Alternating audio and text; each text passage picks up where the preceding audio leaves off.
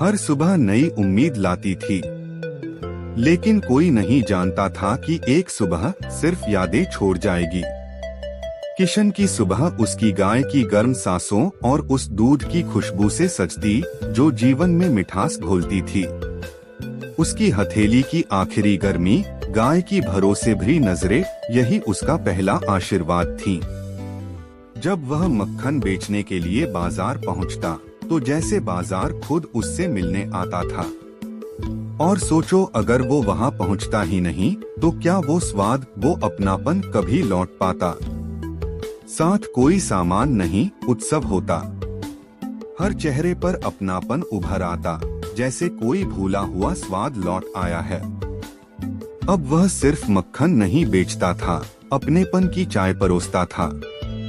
गाय जो कभी आंगन में बंधी रहती थी, अब दुकान की चुप चौकीदार बन गई थी। सपना अब सांसें लेने लगा था, लेकिन पहाड़ भीतर ही भीतर कुछ गूंथ रहा था। बूंदें अब संकेत बन गई थीं। दरारें जमीन की सांसों को चुपचाप तोड़ने लगी। किशन दौड़ा, जैसे वक्त से कोई अंतिम सौदा कर रहा हो, जैसे कह रहा हो, मेरे हिस्से की हर मुस्कान, हर सपना ले लो, बस उसे बचा लो। लेकिन जब तक वो पहुंचा, पहाड़ अपना फैसला सुना चुका था।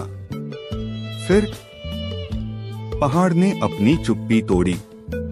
कोई चीख नहीं थी, बस एक भारी सांस जिसने सब कुछ अपनी मिट्टी में समेट लिया। गाय मिट्टी के नीचे कहीं दब चुकी थी।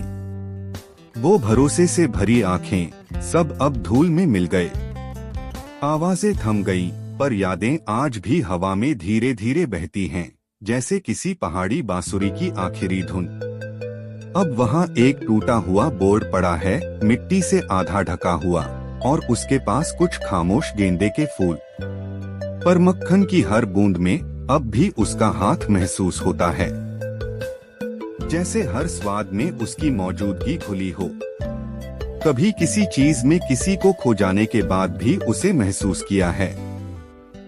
अगर आप भी महसूस करते हैं कि कुछ कहानियां मिटती नहीं, बस रूप बदलती हैं, तो लिखिए हमें। किशन की अगली सुबह कैसी हो?